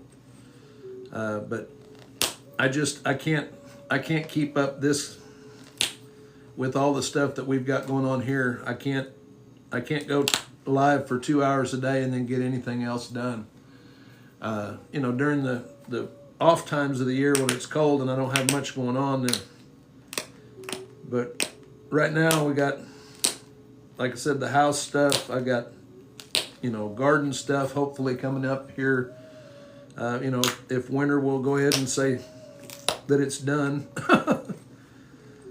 We had snow flurries here on Sunday morning, I think it was. Saturday or Sunday morning. It was kind of crazy.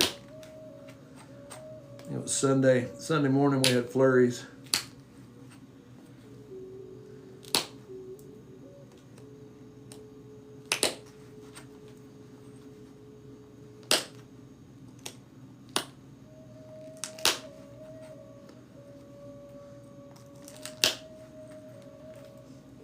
All right, all I'm doing right here is just kind of cleaning up that edge. You can see there's one little kind of a flake right there that I'm going to take, get some of this last little mass, and then this area here is our last, and that's the last of that rougher material. You can see how much cleaner this side compared to that side is. So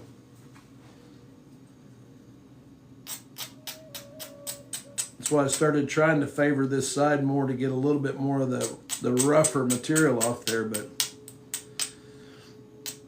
it's kind of been fighting me a little bit. But that's what you get a lot of times with this tougher Texas material, is some of it will work just really, really well, and then some of it is just tough.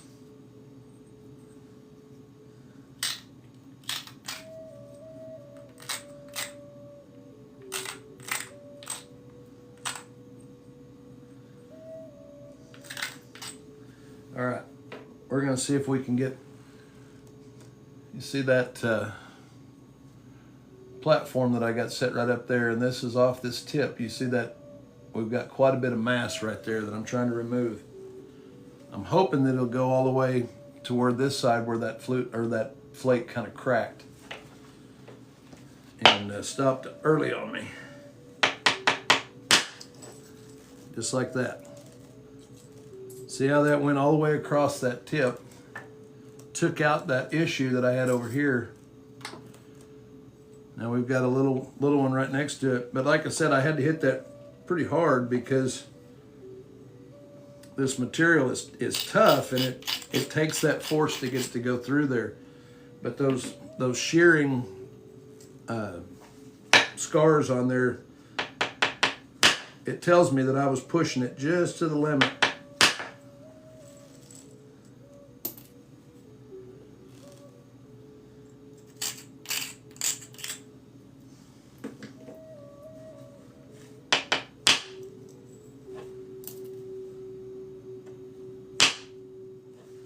Oh yeah, I like that profile much better. You can see we've got just a little bit of some pressure flake work to do here. I'll do a little base work right here that's a little bit thicker than I want it, but when I set up that first fluting platform, it should be just fine. So guys, that's what we ended up with this morning after working that cobble. I don't think we lost much anything with the length of it. Quite a bit of width. It was about that wide, but we had to use that to get closer to these profiles that we're wanting here. This is a little bit more refined than this one. This one's getting to the same stage. Texas material also. And here's one I was working over the weekend. This is hornstone. I'm thinking I'm going to set this up and try a big Cumberland out of it. See, it's still really thick. I'm just setting the edges on it. So I got some other stuff in process. And guys, we're getting to the end of the couple of hours here. Any more input, guys, as far as as times or days that would be better for you, that would be more convenient for you to watch.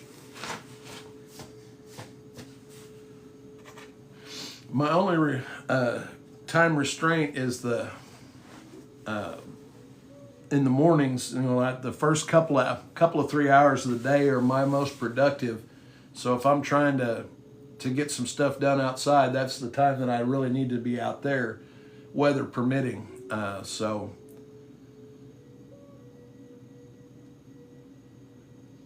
Roland said any time I go live is fine, but I'm trying to come up with a schedule so that it's a little bit easier for you guys to follow.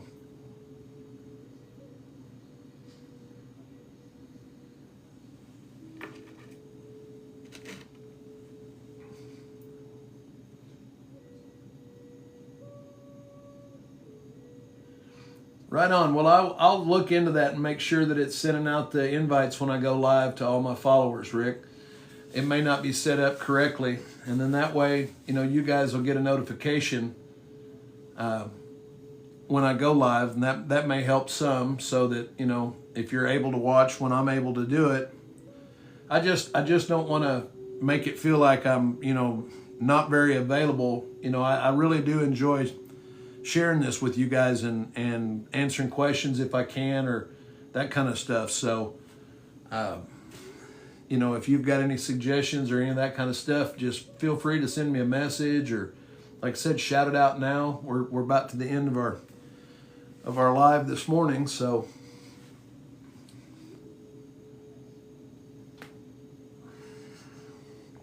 no chips this morning.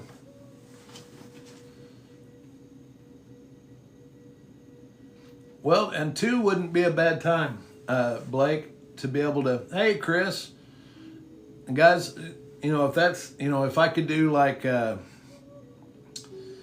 maybe one morning and a couple of evenings, or a couple of mornings and a couple of evenings, but I'm just trying to kind of get it to where I'm still putting out content and still available for you guys when you're able to watch. But Chris, good morning. I'll just concede, yep, I'm a beautiful people today.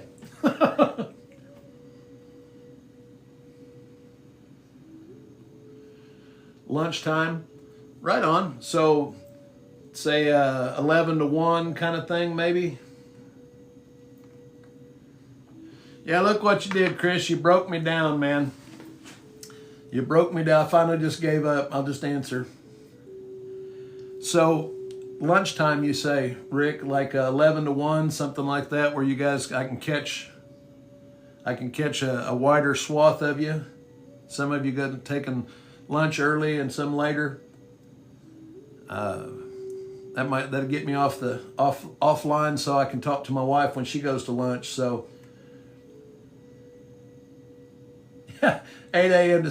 I tell you what, Chris, if my body would hold up, I would do it, man. I love flint knapping, and I love this, primitive skills that much. If my body would allow it, and my wife, I don't need to be making the wife mad, of doing nothing but flint knapping, but she knows I love this a lot, and I really am kind of torn trying to figure out some kind of schedule where I can get stuff that I need to get done and still be able to do this and still be able to interact with you guys. So